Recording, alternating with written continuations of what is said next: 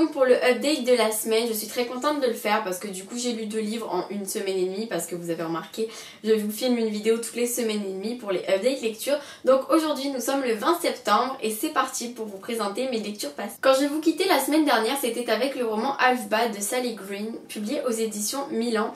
Et il n'a pas de collection précise, même si c'est un partenariat que j'ai avec la collection Macadam, mais là en tout cas c'est un roman des éditions Milan. C'est un livre dans lequel je me suis plongée un peu à l'inconnu parce que je n'ai lu que le 4e de couverture de mon tome, du mien en fait, et pas ceux que l'on peut trouver sur internet par exemple, qui sont un peu plus détaillés. Donc du coup c'était vraiment de l'inconnu et l'histoire a su me surprendre. La semaine dernière quand je vous en parlais, je vous disais qu'au début c'était un récit en tu, donc à la seconde personne, et c'était bizarre, mais en fait rassurez-vous, pour tous ceux qui m'ont dit oh ça a l'air bizarre, je sais pas si ça me tente ou pas, tout ça, donc pour tous ceux que ça inquiète, je voulais bien vous préciser qu'au bout de à peine 50 pages en fait, même beaucoup plus avant, on se retrouve de nouveau avec un récit à la première personne, donc comme si Nathan nous racontait son histoire, et c'est ce qu'il fait justement. Il nous raconte son passé, pourquoi il est arrivé dans cette cage, pourquoi il se retrouve enfermé, pourquoi il se fait battre, il se fait torturé, pourquoi tout ça, pourquoi cette vie aussi horrible alors qu'avant tout se passait bien. Et c'est justement ça qui va être très énigmatique, et c'est aussi ça qu'on a envie de savoir. On a envie de comprendre comment ça a pu se passer comme ça, et on a envie aussi de savoir s'il finira par se libérer de cette cage qui l'enferme, qui l'empêche de vivre et même qui l'empêche de penser, de se développer correctement. Et c'est un livre que j'ai trouvé vraiment super intéressant et passionnant. La plume de l'auteur est vraiment intéressante parce que même si on repasse à un récit normal, comme je vous disais à la première personne, ça garde ce petit côté unique, un peu sombre et en même temps un peu... je sais pas comment vous dire, mais c'est vrai que c'est sombre.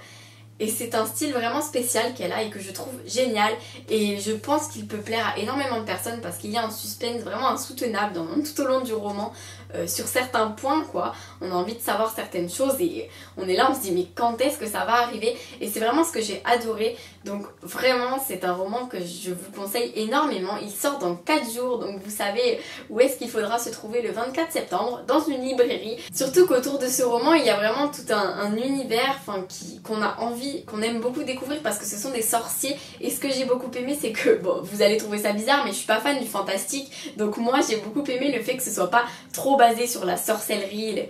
On a des sorciers noirs, des sorciers blancs, mais en fait dans ce livre on a vraiment comme un message qui se fait passer. J'ai trouvé ça super intéressant.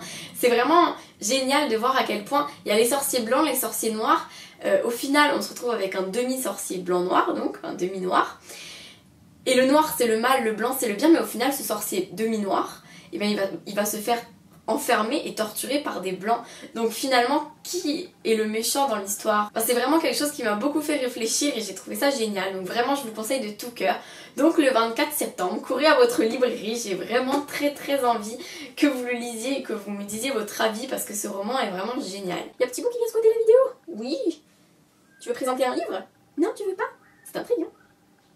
Tu dis bonjour toi aussi? Parce que Grisou il dit bonjour, mais toi t'as pas dit bonjour encore. Coucou!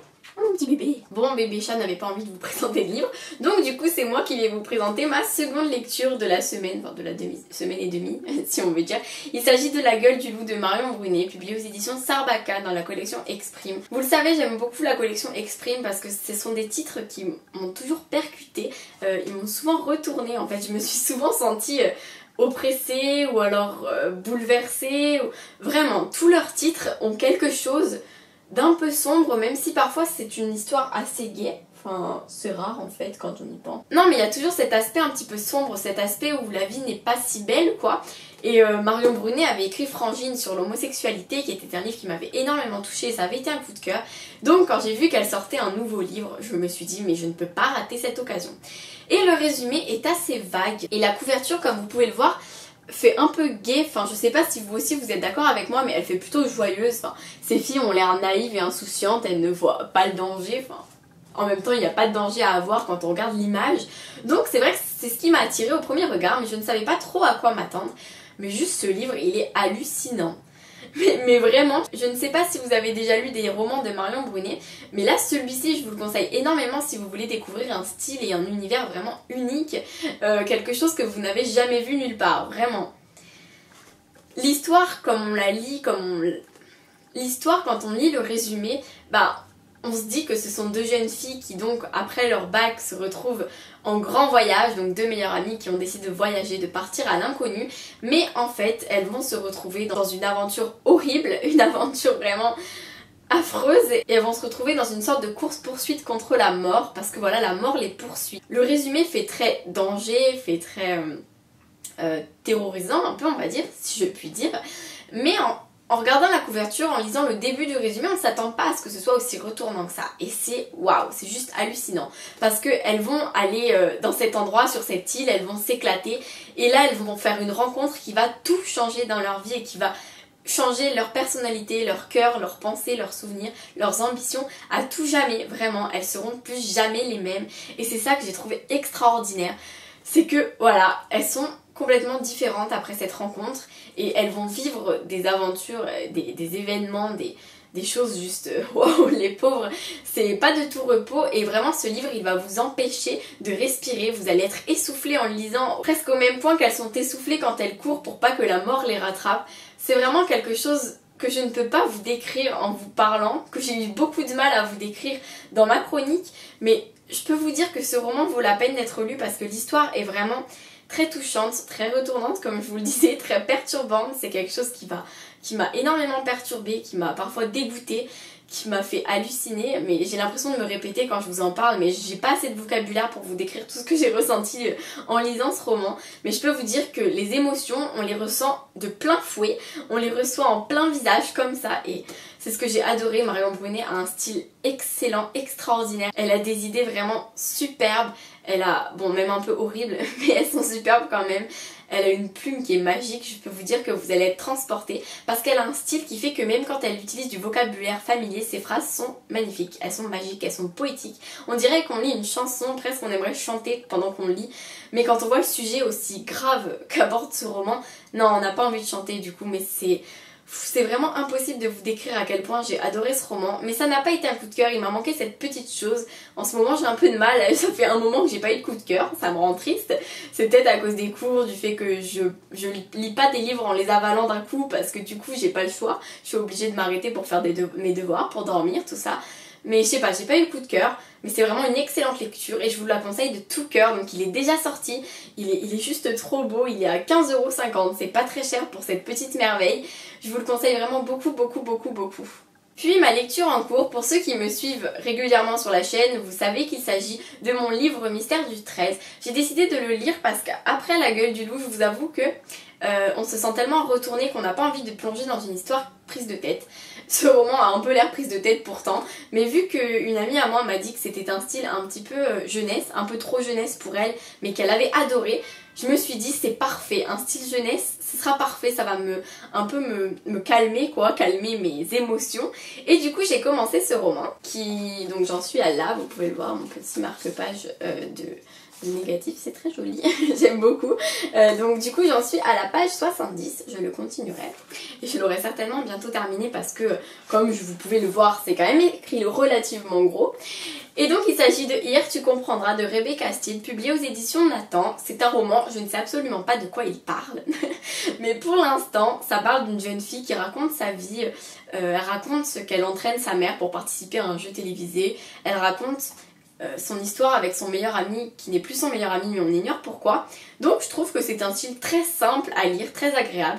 J'aime beaucoup, j'ai hâte de vous en reparler mais je ne vous en parlerai pas trop parce que je préfère garder mon avis complet pour la vidéo du prochain 13 du mois. Et ensuite je lirai très certainement la suite de la saga Le jour où le diable m'a trouvé. Il s'agit de Quand j'ai voulu revoir le diable d'April Geneviève Tucholk, donc j'ai du mal à le dire, je suis obligée de le lire à chaque fois.